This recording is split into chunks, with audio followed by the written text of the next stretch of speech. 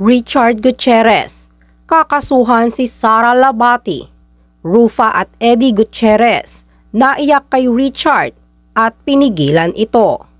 Tila nawawalan na ng pag-asa ang publiko at ang mga taga-suporta at tagahanga ni Richard Gutierrez at ni Sara Labati upang maayos pa nila ang kanilang relasyon. Unti-unti nang lumalabas ang mga detalye sa pagitan ng hiwalayan ni Sara Labati at ni Richard Gutierrez. Kakasuhan umano sana ni Richard Gutierrez ang kanyang wife na si Sara, ngunit pinigilan ito ng kanyang ate na si Rufa Gutierrez at ng kanyang daddy na si Eddie. Kung hindi nga dahil umano kay Rufa Gutierrez, tutuluyan ng kapatid niyang si Richard ang pagsasampa ng kaso laban sa misis nitong si Sara Labati.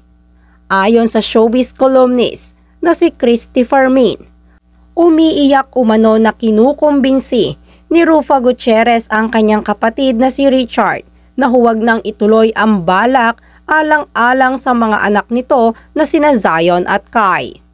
Ani ni Christy, dapat po noong nakaraang linggo pa, noong Lunes, ay magsasampa na ng demanda si Richard Gutierrez laban kay Sara Labati, ngunit napigil. Ang sabi ng kanyang abogado, ayon sa aking source, pagpapahayag ni Christy, tayong dalawa ay nag-uusap, okay na sa'yo ito, okay na rin yan sa mami mo, pero kausapin mo muna ang buong pamilya mo.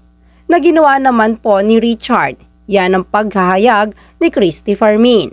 Ayon sa naging source at pahayag ni Christy, ang kauna-unahan umano na kumontra sa pagsasampa ng kaso ni Richard laban sa kanyang asawa na si Sara ay ang kanyang ate na si Rufa Gutierrez. Pagkukwento nga ni Christy, ang unang-unang kumontra, si Rufa Gutierrez. Umiiyak si Rufa.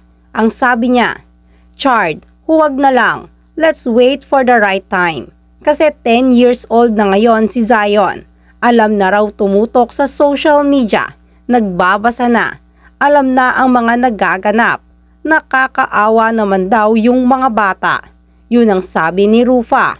At yun din naman ang sinabi ni Tito Eddie at ng iba pang mga kapatid ni Richard. Yan ang pahayag ni Christy. Tila nagdalawang isip nga si Richard Gutierrez na ituloy pa ang pagsasampa ng kaso laban sa kanyang asawa na si Sara Labati dahil na rin sa pakiusap ng kanyang buong pamilya, lalong-lalo na ng kanyang ate na si Rufa Gutierrez.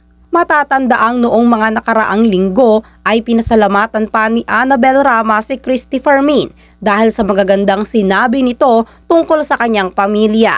Ayon tuloy sa ilang netizens, maaaring si Annabel Rama umano ang nagbigay ng impormasyon na detalyado kay Christy Fermin para isiwalat sa publiko.